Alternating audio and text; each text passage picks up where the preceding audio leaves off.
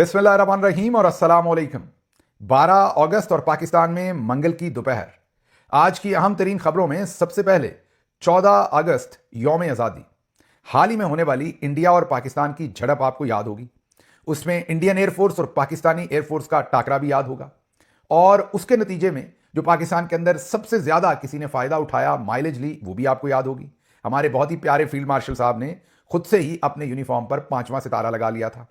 उसके बाद से उनके जर्नल्स जो हैं वो कोई कॉलेज, कोई यूनिवर्सिटी नहीं छोड़ रहे जहां पर जाकर वो इस टाकरे की अफादियत और जो कौम के ऊपर उन्होंने एहसान किया उसका चर्चा गली गली, कॉलेज कॉलेज नहीं कर रहे। अब यौम आज़ादी आ गया है, मतलब कि 14 अगस्त, जिसे हम जश्न आज़ादी भी मनाते हैं और आज़ादी का दिन भी कहते हैं। अब उस दिन के एतबार से दोबारा यह फैसला किया गया है कि इस दिन को भी उसी सारे मामले के साथ एक तो जोड़ा जाए और फिर इसे किसी तरीके से फील्ड मार्शल साहब के साथ भी जोड़ा जाए और इसमें से भी पॉलिटिकल माइलेज मैक्सिमम ली जाए। अब यहां माइलेज है क्या? दो मामलात हैं। एक मामला तो यह है कि किसी तरह से हम खुद मकबूल हों, मतलब कि फील्ड मार्शल को मकबूल करें, एक्सेप्टेबिलिटी उनकी बढ़ाएं, उनकी जो नेगेटिव रेटिंग है उसको कम करें। यह तो एक साइड है। दूसरी जो तराजू का पलड़ा है वो साइड ये कि किसी तरीके से इमरान खान से लोगों को डिसएंगेज करें। जो हर वक्त इमरान खान इमरान खान इमरान खान कौम कर रही है, उनको क्रिकेट के पीछे लगाएं, कोई गानों ड्रामों के पीछे लगाएं, कोई म्यूजिक के पीछे लगाएं, कोई तरानों के पीछे लगाएं, कोई किसी और टूर्नामेंट के पीछे लगाएं। तो आपने देखा कि माजी में भी पंजाब के अंदर पंजाब गेम्स, फलां गेम्स, यूथ फेस्टिवल, फिर आपने देखा था वो मेरे रश के कमर वाला वो जो हुआ था फोर्ट स्टेडियम के अंदर, मवैशी मेला, ये सब कुछ असल में आपको लुभाने के तरीके थे। ये जैसे बच्चा रो रहा हो तो वो आप छुनछुना नहीं एक दफ़ा बजाते तो बच्चा उधर देखना शुरू हो जाता है, उसको भूल जाता है उसे चोट लगी थी। ये आपको इस तरीके से समझते हैं। ये डिफरेंट छुनछुने बजा रहे हैं और आपको समझ रहे हैं कि आप इधर से उधर देखेंगे और आप भूल जाएंगे। तो ये जितने आपने टूर्नामेंट क्रिकेट के देखे, आपने बहुत कुछ देखा होगा पिछले कई महीनों में, डेस्परेट एफर्ट की, यहां तक कि हम तालिबान से लड़ने को तैयार थे। याद कीजिए, हमारे इरफान सदीकी साहब जो जन साहब के उस्ताद हैं, उन्होंने यहां तक कह दिया था कि हम अमेरिका को वो असलहा तालिबान से छीन कर वापस देंगे जो अमेरिका छोड़ गया था और अब तालिबान इस्तेमाल कर रहा है। वो तो अमेरिका खुशकिस्मत निकला और अक्लमंद निकला, उन्होंने ज़ल्मे खलीलजाद को डायरेक्टली तालिबान के पास भेजा और सुलह कर ली, वरना हम तो उनकी जंग छेड़ने वाले थे, उधर से डॉलर भी मिलने थे और इधर अवाम ने भी सारी ने जंग की तरफ लग जाना था। जाहिर है फिल्म के अंदर फाइटिंग का सीन आ जाए, जब फाइट होना शुरू हो जाए तो आपको पता है कि अच्छे अच्छे बंदे जो हैं वो इधर उधर को छोड़ के पॉपकॉर्न खाना भी बंद कर देते हैं और बड़े ध्यान से कैमरे के अंदर फाइट के सीन को देखना शुरू कर देते हैं। यही इंसानों के साथ असली जिंदगी में भी होता है कि जब जंग शंग का मामला होता है तो सब कुछ बाकी भूल जाता है। तो उधर तो जंग ना छिड़ी, मोदी की बेवकूफ़ी कह लें, मोदी की कमबख्ती कह लें, या हमारी कमबख्ती कह लें पाकिस्तान की, कि मोदी ने हम पर वो मिसाइल मार दिए।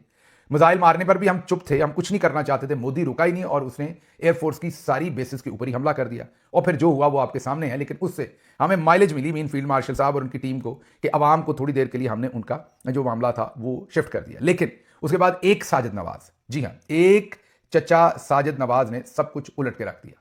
अरबों रुपए जो मीडिया को दिए थे, ये सारा जो कॉलेज कॉलेज यूनिवर्सिटी यूनिवर्सिटी फिर के हमने एक माहौल बनाया था कि फील्ड मार्शल साहब के एहसानमंद हैं, मुतमन्नी है, पूरी कौम उनसे मोहब्बत करती है, मौजूदा रजीम से भी मोहब्बत करती है। वो एक चाचा साजिद नवाज ने, जिसकी मोटरसाइकिल पानी में फंसी हुई थी, उसने 2 जुमलों के अंदर वो सारा काम तमाम कर दिया। उसके बाद आपके सामने ही है, हर रोज़ कुछ ना कुछ नया हो रहा है जिससे जो अप्रूवल रेटिंग है वो अबतर से अबतर होती जा रही है। अब 14 अगस्त की जो यौम आज़ादी है उस पर यह प्लान बनाया गया है कि उसके ऊपर इतने ग्रैंड किस्म के एक्टिविटीज़ की जाएं। ये तो आपको वीडियो दिखाते हैं, ये कल हमें जोकर तो नहीं कहेंगे, आखिर गवर्नर हैं, लेकिन हरकतें बहुत ही अजीब कर रहे थे। आतिफ असलम और बड़े ही नामी ग्रामी लोगों के इन्होंने गवर्नर हाउस के अंदर कॉन्सर्ट्स रखे हुए हैं। अवाम, जाहिर है इस पर खर्चा तो अवाम का गवर्नर हाउस में हो रहे हैं, तो खुद भी गवर्नर साहब उस पर आके रॉक स्टार बनकर परफॉर्म करते हैं। गवर्नर साहब की स्टेटमेंट्स भी बड़ी बड़ी फ़नी होती हैं। चंद दिन पहले कह रहे थे कि 40 लाख मोटरसाइकिल हैं कराची में और अगर इंडिया ने दोबारा हमला किया तो 40 लाख मोटरसाइकिल लेकर मैं घुस जाऊंगा इंडिया के अंदर। अब मेरी समझ से बाहर है कि अगर उन्होंने आगे से नंबर बता दिया कि दिल्ली में कितने लाख मोटरसाइकिल हैं या अगली तरफ बॉम्बे में कितने लाख मोटरसाइकिल हैं, तो फिर अपना ये कर्नल साहब कह देने लगा था, मैंने जो गवर्नर साहब हैं ये फिर किधर जाएंगे। भारत ये तो बोंगी बातें करते हैं हमारे गवर्नर साहब, लेकिन अब चौधरी साहब को ऐसे ही बोंगे पसंद है तो क्या किया जाए। तो एक तरफ तो ये हो रहा है, लेकिन दूसरी तरफ अब आपको अंदर की खबर ये दे रहे हैं कि इस्लामाबाद, लाहौर, कराची, इन तमाम जगहों के ऊपर अरबों रुपया खर्च हो रहा है। इस वक्त जब मैं और आप बात कर रहे हैं, पूरी पूरी रात रिहर्सल्स हो रही हैं, लाइट्स, कैमरा, एक्शन, आपको तमाम एक्टर, एक्ट्रेसेस, गुलूकार भारी पैसे कमाते नजर आएंगे इस 14 अगस्त के ऊपर।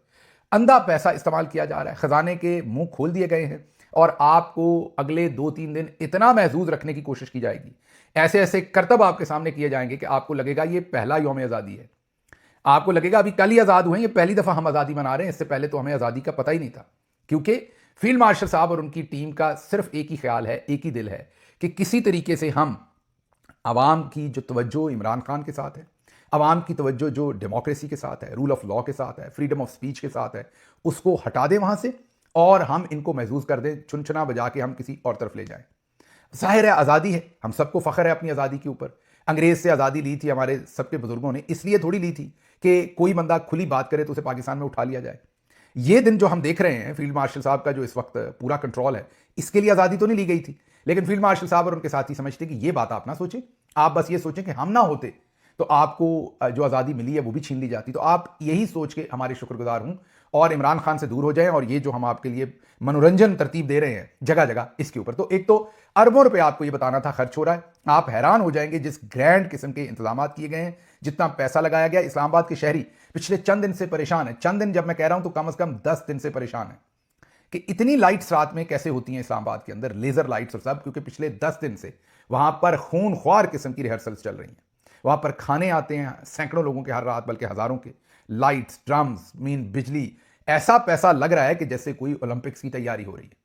ये तो हो गई एक साइड। दूसरी साइड 5 अगस्त को आपको याद होगा कि पब्लिक निकली थी, एहतजाज किया था, भरपूर एहतजाज किया था। ये हम आपके सामने रख रहे हैं इमरान खान साहब का आखिरी ट्वीट जो अब से चंद दिन पहले उन्होंने किया। अभी आज उनकी मुलाकात है, दोबारा अगर होने दी गई तो उम्मीद है नया ट्वीट आएगा, लेकिन पिछले हफ्ते का उनका जो ट्वीट है उसमें उन्होंने वाज़ेह तौर पर एक तो लोगों का शुक्रिया अदा किया था, साथ ही साथ उन्होंने लोगों को कहा था, जो 5 अगस्त को एहतजाज किया गया था उस पर उन्होंने सबको अप्रिशिएट किया था, और साथ ही साथ उन्होंने ये भी कहा था कि मैं पूरी कौम से कहता हूं कि वो 14 अगस्त को भी एक बार फिर बाहर निकले। 5 अगस्त को पहले निकले, सबको पता है, उस पर शुक्रिया अदा किया। अब उन्होंने कहा कि 14 अगस्त को एक बार फिर आप फस्तायत के खिलाफ बाहर निकले। तो फस्तायत के खिलाफ पाकिस्तान तहरीक इंसाफ की कॉल है, इमरान खान साहब की कॉल है, दूसरे अकाबरीन भी इस सिलसिले में कॉल दे रहे हैं। आजम सवाती साहब का भी एक पैगाम है, वो भी सुन लीजिए, ये जरा सुनिए। एहतजाज नहीं है, अगर किसी ने आपको ये कहा है तो ये बिल्कुल गलत कहा है। कतई भी कोई एहतजाज नहीं, आज़ादी के दिन कोई एहतजाज नहीं करता। इंशाअल्लाह ताला हम इस दिन को जोश और जज्बे के साथ मनाएंगे, इसलिए कि हमारी आज़ादी, ये कायद आज़म की सबसे बड़ी फतह का दिन है, ये पाकिस्तान का दिन है, इसको हम जोश और खरोश से मनाएंगे। अगर कोई आदमी ये कह रहा है कि इस दिन एहतजाज होगा तो वो पार्टी की खिलाफवर्जी कर रहा है। हमें मुत्तहिद होकर सारी जमातों को, सारे पाकिस्तान को इस दिन को मोहब्बत से, जोश से और जज्बे से जो है मनाना। अच्छा, खान साहब तो जितने भी अकाबरीन हैं तहरीक इंसाफ के, वो पैगाम दे रहे हैं आपको। इमरान खान साहब का ट्वीट भी है, तो ज़रूर आपने 14 अगस्त को बाहर निकलना है, भरपूर तरीके से निकलना है। फस्तायत के खिलाफ, ये जो रूल ऑफ लॉ के खिलाफ जो कुछ हुआ है, और जिस तरीके से फील्ड मार्शल साहब और उनके साथियों ने पूरा कब्जा जमाया अदालतों को घर बेच के, और जो कुछ इस वक्त इमरान खान, बुशरा बीबी और दूसरी खवातीन और पाकिस्तान तहरीक इंसाफ के लीडर्स के साथ किया गया है, उस सब में इजहार यकजहती कहें, आपने जो भी इसको कहना है, इसका टाइटल आप जो मर्जी रखें, लेकिन आप ज़रूर सड़कों पर निकलें। एक हाथ में पाकिस्तान का झंडा पकड़ें, दूसरे हाथ में आप पाकिस्तान तहरीक इंसाफ का झंडा पकड़ें या इमरान खान की तस्वीर पकड़ें, ताकि पता चल सके कि अवाम किधर खड़ी है। आल्दो मैंने पहले ही आपको बता दिया कि जन साहब कोशिश करेंगे छुनछने से आपकी तवज्जो कहीं और दिलवाने की। अच्छा जी, अगली खबर के लिए ज़रा ख्वाजा आसिफ साहब की खबर लेते हैं। ये हम एक्सक्लूसिव स्टोरी आपको दे रहे हैं, और मेरी स्टोरी नहीं है, इस्लामाबाद के एक बड़े ही मोतबर जर्नलिस्ट की है। खुद वो स्टोरी कर नहीं सकते क्योंकि चुके जाएंगे। आज़ादी का दिन तो आ रहा है, लेकिन आज़ादी है तो नहीं ना, तो उन्होंने ये स्टोरी मुझे दी है, उधार पर आप कह लें। जब कभी दिन अच्छे होंगे तो हमारा वादा है कि उनको ये क्रेडिट देंगे उनकी स्टोरी का, क्योंकि उनका फेस आपको पता होना चाहिए कि ये स्टोरी किसकी है। उनकी स्टोरी ये है कि ख्वाजा आसिफ साहब की हाल ही में सेक्टर कमांडर के साथ मुलाकात हुई है। अब यहाँ मैं वर्ड यूज़ करूँगा, मुतल्लका सेक्टर कमांडर, तो आपने खुद ही अंदाज़ा लगाना है कि वो मुतल्लका सेक्टर कमांडर कौन से हैं। उनसे हुई है मुलाकात और वहाँ माफ़ी तलाफ़ी की गई है। उन्होंने 2 ऑर्डर्स किए हैं। एक तो कहा है कि डिस्टेंस करें ADCR से। आपने क्यों रोना शुरू किया हुआ है, आपने क्यों उन्हें अपना मुंह बोला बेटा बनाया हुआ है, तो डिस्टेंस करें। ख्वाजा साहब ने मान लिया। दूसरा, उन्होंने कहा कि मोहसिन नकवी साहब की आपने इंसल्ट की है, आपने डायरेक्ट उनकी तरफ इशारा किया है जब आप ये पुर्तगाल वाली बात की। और ये सिर्फ यही बात नहीं, मुजम्मल सोरवर्दी साहब इससे पहले ही एक खबर दे चुके हैं, वो भी आपको पता है, उन्हें भी कोई मेजर साहब कंट्रोल करते हैं, तो वो ये खबर पहले ही दे चुके हैं कि ख्वाजा साहब ने ये हमला मोहसिन नकवी पर किया था। ये सोरवर्दी साहब की खबर थी, क्योंकि ख्वाजा साहब के बकौल ये तमाम ब्यूरोक्रेट मोहसिन नकवी साहब ने लगाए हुए थे। तो अगर ये करप्ट हैं तो फिर मोहसिन नकवी की कारस्तानी है, हमें कुछ ना कहा जाए। तो जो सेक्टर कमांडर साहब थे उन्होंने कहा कि आपने मोहसिन नकवी साहब के साथ क्या किया और क्यों किया, इसकी माफ़ी मांगे, और आइंदा के लिए ज़रा थोड़े से बंदे के पुत्र बने, इस तरह की हवाई किस्म की ट्वीट्स और हवाई किस्म की बातें ना करें, अपने रवैये पर नज़रसानी करें, तो हो सकता है आपको माफ़ी मिल जाए। उसके बाद, इस खबर के बाद, अब ये थी जराए से हमारे पास खबर, और मैं दोबारा कह रहा हूं ये मेरे जराए नहीं है, मेरी खबर नहीं है, इस्लामाबाद की एक जर्नलिस्ट है उनकी है। मैं उनका बड़ा एहतराम करता हूं और आगे अल्लाह जानता है कि वो उनके जराए कितने दुरुस्त हैं, क्योंकि मैं उनकी खबर है, उनसे मुस्तार ली है, इसलिए मैं आपको ये कह सकता हूं कि आप बेशक इस खबर को हतमी ना समझें, क्योंकि मैं कभी ऐसी खबर नहीं आपको देना चाहता जो हतमी ना हो और कल को वो खबर किसी और तरह से निकले। लेकिन वो बहुत ही जिम्मेदार आदमी है जिन्होंने मुझे खबर दी। वो कहते हैं कि इस मुलाकात के बाद फिर ख्वाजा आसिफ साहब एक टीवी इंटरव्यू में गए, वो हम सब ने देखा, मोहम्मद मालिक साहब का, और अब उनकी स्टोरी की रीज़न बनती हुई, लॉजिक बनती हुई नजर आती है। जो मोहम्मद मालिक साहब का टीवी पर इंटरव्यू उनके साथ था ख्वाजा आसिफ का, उसमें ख्वाजा आसिफ लगातार बेचारे डाउन प्ले करते रहे, अपने आप को माफिया मांगते रहे, ये कहते रहे मैं तो बहुत ही मासूम सा आदमी हूँ, मैं तो मलूकड़ा सा हूँ, मैं तो तरले करता हूँ, मैं तो मिन्नतें करता हूँ, मेरे पल्ले तो कुछ भी नहीं। मोहम्मद मालिक साहब, याद है मुशर्रफ के ज़माने में आपने मेरे पे मेहरबानी की थी, मतलब ज़मीन पर लेट गए। जो सेक्टर कमांडर साहब ने कहा था वो उन्होंने बिल्कुल करके दिखाया। मोहम्मद मालिक साहब के शो के ऊपर ज़मीन पर लेट गए। मोहसिन नकवी साहब का भी इकबाल बुलंद किया, यहाँ तक लफ्ज़ इस्तेमाल कर दिया कि मैं उनके तरले करता हूँ। तो ख्वाजा साहब ने अपना रोल पूरा कर दिया। जो एडीसीआर से उन्हें डिस्टेंस करने को कहा था वो भी उन्होंने कर दिया। उन्होंने कहा है कि अगर एडीसीआर ने कुछ गलत किया तो सजा दे दें, नहीं गलत किया तो उन्हें छोड़ दें, और बाकियों ने भी जिन्होंने गलत किया उनको भी सजा दें, और जिसने नहीं किया उसे छोड़ दें। मैंने तो ऐसे ही नाम लिया था, मुझे तो किसी के नाम का पता नहीं था, मैंने तो तहकीक नहीं की थी, मैंने तो ऐसे ही पुर्तगाल की बात कह दी थी, मीडिया अब उसकी तहकीक करे, मैंने ऐसी बात कह दी थी। तो ख्वाजा साहब की रंगबाजी, बदमाशी मुकम्मल निकल गई है, माफ़ी तलाफ़ी पर आ गए हैं, लेट गए हैं ज़मीन के ऊपर मुकम्मल। दूसरी तरफ उन्होंने कहा मरियम मेरी बेटी है, मेरा इख्तलाफ हो ही नहीं सकता, वो चीफ मिनिस्टर बाद में है, पहले मेरी बेटी है, और जो एडीसीआर है उसको फलाने पकड़ा है, मेरा उससे कोई लेना देना नहीं। तो मुकम्मल डिपार्चर किया है, माफ़ी तलाफ़ी की है। देखते हैं कि ख्वाजा साहब को माफ़ी तलाफ़ी मिलती है कि नहीं। यहां तक चले गए हैं कि टेलीविजन पर उन्होंने बैठकर एक बार फिर ये कहा है कि ये जो हाइब्रिड निज़ाम है इसकी फजीलतें तो हमें अभी पता चल रही हैं, ये जो हम बूट पॉलिश कर रहे हैं। उन्होंने कहा काश 30 साल पहले हमें ये करने का मौका मिल जाता तो पाकिस्तान में कहीं कुछ गलत ही ना होता। और उन्होंने कहा कि इसका क्रेडिट मैं शहबाज शरीफ और फील्ड मार्शल साहब को दूंगा, ये उन्हीं की मेहरबानी है। और मीन कुछ छोड़ा नहीं ख्वाजा साहब ने अपने पल्ले, ना अपने बढ़ापे के, ना अपने पिछले 24 घंटों में उन्होंने इतना, मैं ये कहूँगा कि अपने आप को गिव अप किया है, अपने आप को इतना नीचे लेके गए हैं, इतना रोए हैं वो मोहम्मद मालिक साहब के शो के ऊपर बैठ के। ज़रूर देखिएगा, अगर आपको मौका मिले तो वो शो ज़रूर देखिएगा, वो इंटरव्यू ज़रूर देखिएगा। उसमें शायर इनडायरेक्टली कुछ और कहना चाहता है, कहीं और मैसेजिंग कर रहा है। तो मैं सेक्टर कमांडर साहब आपसे गुजारिश करूंगा कि आपने जो कुछ हमारे साथ तो आप कर ही रहे हैं पहले से, और पीटीआई के साथ भी कर रहे हैं, तो जो इनके हिस्से के भी 2 मुक्के हैं ना वो आप हमें ही मार लें। हमारे पे तो आपका हाथ टिका हुआ है, तो आप मेहरबानी करें इनसे नहीं खाए जाने। ये बेचारे लेट गए हैं तो पाँव में पड़ गए हैं, तो बिल्कुल ऐसे जैसे वो, मैं कोई डिसरिस्पेक्ट के लिए नहीं कह रहा, हमारे बुजुर्ग हैं, बड़ा मैं एहतराम करता हूं, लेकिन जैसे कुत्ते के पीछे को डब्बा बांध दिया जाए तो वो बेचारा घूमना शुरू हो जाता है। या मैं कुत्ता किसी डेरोगेटरी वे में नहीं कह रहा, बहुत माजरत अगर ऐसा लगे तो, मैं जस्ट इसको एक एग्जाम्पल के तौर पर, तो ये बेचारे घूम रहे हैं तो इनके बस की बात नहीं है। तो आपने जो 2 मुक्के इनको मार रहे हैं वो हम में से किसी को चुन लें, पीटीआई वालों में से हमें मार लें, हमें अब हम सुन हो गए हैं आपके मुक्के खा खा के, तो हमें शायद उतना असर ना लगे, लेकिन ख्वाजा साहब के बस की बात नहीं है। ये बस तभी बड़के मारते हैं जब इनकी डील हो चुकी होती है, और इस दफ़ा मेरा ख्याल डील के बाद बड़क मार चुके हैं, तो अब इनको अंदाज़ा हुआ कि ये काम हो नहीं सकता। अगली खबर की तरफ चलते हैं जी, बनी गाला। अब हमारे ज़राए हमें ये बताते हैं कि बनी गाला में जो इमरान खान साहब की रिहाइश का है उसके इर्द गिर्द नए सिरे से पुरसरार हरकतें की जा रही हैं। रात के वक्त वहां पर बहुत सारी सिक्योरिटी लगा दी जाती है।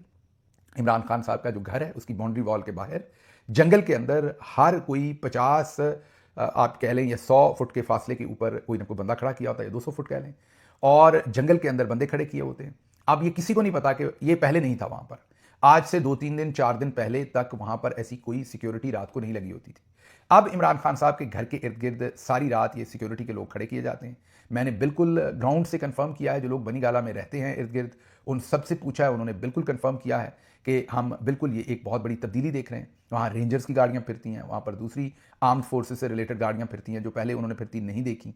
अब क्या करना चाहते हैं बनी गाला में, लाइक किसी को अंदर इंस्टॉल करना है, क्या करना है, इमरान खान के घर के अंदर जाना है क्या, ये मेरे इल्म में नहीं है, लेकिन ये ज़रूर है कि वहाँ सिक्योरिटी की मूवमेंट जो है वो बहुत ही अबनॉर्मल है, जो पिछले 3-4 दिन से देखी जा रही है। आगे चलते हैं जी, अगली खबर ये है कि गाजियाबाद के इलाके में बुजुर्ग खातून की बालियां नोचने वाला मुलजिम साथी समेत पुलिस मुकाबले में मारा गया। अब ये जो वाक़या हुआ था, एक बुजुर्ग खातून अपने घर के बाहर बैठी थी, शायद कुछ बेच रही थी, कोई छोटी मोटी दुकान थी उनकी, और एक उबाश नौजवान आता है क्रिमिनल और उनके कानों की बालियां खींच के भाग जाता है। अब आज खबर यह है कि जो सीसीडी पुलिस है, जिसकी पिछले व्लॉग में मैंने बताया कि जाली पुलिस मुकाबले कर रहे हैं और कत्लो गारत कर रहे हैं, उन्होंने आज इस मुलजिम को पुलिस मुकाबले के अंदर कत्ल कर दिया। अमूमी हमारा रवैया क्या होगा पाकिस्तानियों का, क्योंकि हमारे अंदर, हम सारे कहते तो हैं लेकिन हम सबके अंदर एक एक डिक्टेटर है। अब हम में से 90% कहेंगे बड़ा अच्छा किया, इसने बुजुर्ग औरत की बालियां खींची थी, बहुत अच्छा किया। लेकिन अगर ऐसा होता तो फिर अल्लाह की ज़ात कुरान करीम के अंदर इस तरह चोरी करने की सज़ा जो है वो मौत ही देती। इसकी सज़ा मौत अल्लाह ने तो नहीं दी, और ना ही पूरी दुनिया में किसी और ने दी है, मतलब किसी और कानून ने दी है। पूरी दुनिया के ना किसी महज़ब मुल्क में ना गैर महज़ब मुल्क में इस चीज़ की सज़ा जो है वो मौत नहीं है। और मौत भी चले, मौत अगर कहीं होगी भी तो अदालत के सामने पहले मुकदमा चलेगा, पता लगेगा ये वही नौजवान है या नहीं है। अब ये जो नया रवाज सीसीडी ने शुरू कर दिया है कि उन्होंने एक क्राइम हुआ है, उसके ऊपर बंदा फड़का दिया है। अब हमें क्या पता ये वही बंदा है, हमें क्या पता ये सीसीटीवी फुटेज जो है उसमें वही बंदा है जिसको इन्होंने फड़का दिया है। ये पैसे लेके किसी और को नहीं फड़का दिया और जोड़ उस तरफ नहीं दिया। तो ये जो नया रुझान है कि अदालतों के बगैर ही कहीं पेश किए बगैर बगैर पूछ प्रतीत के आप लोगों को फड़काते जा रहे हैं, ये जाली पुलिस मुकाबले और कत्लो गारत, ये बहुत ही खतरनाक बात है। लेकिन हम जज्बाती हैं सारे, बड़े खुश होते हैं इसने जुर्म किया था फड़का दिया। फिर जब यही आग हमारे अपने दामन को लगती है, हमारे अपने घर को लगती है, यही पुलिस वालों की गुंडागर्दी जब हमें फेस करनी पड़ती है, फिर हम कहते हैं ओहो हो ये तो गलत है। और पुलिस वाले कहते हैं किसी और के साथ करें तो गलत है, आपके साथ गलत नहीं है। तो इसलिए ये जो कुछ भी हमने पहले भी होता बहुत सारा ऐसा कुछ देखा है, ये जब ऐसे पुलिस मुकाबले होते हैं तो उसमें इवेंचुअली फिर जो है वो मामला ख़राब होते हैं और जो आम आदमी है उसको पैसे लेके किसी ना किसी से पुलिस वाले इस तरीके से कत्ल करते जाते हैं। अगली खबर, सुप्रीम कोर्ट ऑफ पाकिस्तान में आज रिट पिटीशन फाइल की गई है। इमरान खान साहब के मुकदमे जो हाई कोर्ट में नहीं सुने गए, महीनों की कोशिश के बावजूद नहीं सुने गए। सरफराज डोगर साहब को हर तरह से हिला जुला कर देखा गया, उनको हर तरह से उनके सामने प्रोटेस्ट किया गया, उनकी तवज्जो दिलवाई गई, सब किया गया, लेकिन उन्होंने मुकदमे नहीं सुने। अब सुप्रीम कोर्ट ऑफ पाकिस्तान में आखिरकार सलमान सफदर साहब के तवसत से पाकिस्तान तहरीक इंसाफ ने पिटीशन फाइल की हैं। अलीमा खानम साहबा ने बातचीत की आज वहाँ और कहा है कि अब 19 तारीख को गालिबन जो है वो चीफ जस्टिस ने आगे दोबारा ये पिटीशन लगाई और उन्होंने तारीफ की है कि वहाँ तो महीने नहीं सुनी गई, यहाँ कम अज़ कम तारीख पे पिटीशन सुनी जा रही है। साथ ही इतला आ रही है कि डोगर साहब की अदालत में भी थोड़ी सी, वहाँ पर भी थोड़ी सी आप ये कहें कि मूवमेंट नज़र आई है इस इकदाम के बाद। अब शायद जस्टिस आज़म खान ने अपनी छुट्टियां कैंसिल कर दी हैं और वो वापस आ रहे हैं। लगता है कि शायद अब वहाँ पर भी इमरान खान साहब के मुकदमों की सुनवाई हो, सिर्फ इसलिए क्योंकि अब सुप्रीम कोर्ट उसको सुन रही है, वरना डोगर साहब लंबी तान कर सोए हुए थे। बिल्कुल उसी तरीके से जैसे अगली खबर आपको दे रहे हैं, हमारे बहुत सारे उलमा कराम आवाज़ तक नहीं निकाल रहे, तहरीक लब्बैक हो या दूसरे उलमा कराम हो, सब खामोश हैं, लंबी तान कर सोए हुए हैं। जो मसाजिद शहीद हो रही हैं और कईयों के लिए तो इसमें सीखने और सोचने का बहुत बड़ा अमल है। 26 नवंबर के बाद कुछ लोग ये पूछते थे कि अगर वाकई 26 नवंबर को गोलियां चली तो किधर गई लाशें, किधर गए सबूत, वहां तो कुछ भी नहीं था। तो ये झूठ बोलते हैं पीटीआई वाले, हालांकि सबने देखा वहां जो कुछ हुआ। आज वही खामोश हैं क्योंकि रात को वहां मस्जिद थी, सुबह वहां पौधे लगे हुए थे। सोचिए, रातों रात ना सिर्फ मस्जिद शहीद हुई, मलबा उठाया गया, बल्कि वहां पौधे लगे हुए थे। सुबह ऐसे लग रहा था वो कोई पार्क है, बल्कि घास भी लगी हुई थी। आपको पता है वो टेक्निक की घास की पूरी लेयर्स ही उठा के ले आते हैं और बिछा देते हैं, ऐसे लगता है पता नहीं कब की घास यहाँ लगी हुई है। तो अब तमाम हमारे जो उलमा कराम है, बड़े बड़े जय्यद जो मजहब के नाम पर सियासत करते हैं, वो इस टाइम मुकम्मल खामोश हैं। अगली एक वीडियो चल रही है सोशल मीडिया के ऊपर जिसमें दिखाया जा रहा है कि ग्रीन बेल्ट पर मौजूद मसाजिद तो शहीद कर दी हैं, ग्रीन बेल्ट पर मौजूद नेवल गोल्फ क्लब जो है उसे मसमार नहीं किया गया, कोर्ट ऑर्डर भी मौजूद है, लेकिन नेवल गोल्फ क्लब जो है उसको रहने दिया गया और वो उसका भी कुछ हिस्सा जो है वो ग्रीन बेल्ट पर ही है, उसको कोई हाथ नहीं लगा रहा। अब अवाम इस तरह के सवालात भी पूछ रही है। ये वो शऊर है जो जिसे इंतशारी मीडिया कहते हैं, सोशल मीडिया कहते हैं, उसने अवाम को दे रखा है। अगली खबर जो आपके सामने क्विकली रखते हैं, वो ज़ल्मे खलीलजाद साहब ने एक बड़ा भारी बयान दिया। उन्होंने कहा है कि अनफॉर्चुनेट और and bombastic words by Pakistani army chief on the use of nuclear weapon. जब इन्होंने टेम्पा के अंदर बात करते हुए कहा था कि हम नीचे जाएंगे तो आधी दुनिया साथ तबाह कर देंगे, मैंने आपको उसी वक्त कहा था कि ये बहुत ही गैर जिम्मेदाराना स्टेटमेंट है। इंडियन मीडिया भी इसे उठा रहा है और बैनुल-अक़वामी दुनिया में भी लोग इसे उठा रहे हैं और इस पर बातचीत कर रहे हैं। देखते हैं अब ये मामला जो हैं वो ये किस तरफ जाते हैं, लेकिन जाहिर है बहुत बड़ा ये एक प्रॉब्लम है। मुझे दीजिए इजाज़त। अल्लाह आपका हामी नासिर हो। पाकिस्तान जिंदाबाद।